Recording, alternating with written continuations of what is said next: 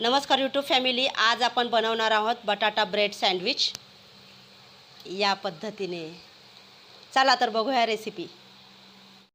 तर बटाटा सँडविच बनवण्यासाठी आपण घेतला आहे फ्रेश ब्रेड आहे. हा बटाट्याची चटणी करून घेतली आपण अगोदर. याची भाजी केली, बटाटे शिजवून घेऊन याच्यामध्ये हिरवी मिरचीचं वाटण घालून कोथिंबीर लसूण हे सगळं वाटण घातलं आहे आपण याच्यामध्ये आणि ही चटणी परतवून घेतली. आता आपण बटाटा सँडविच कसं करायचं ते बघूयात.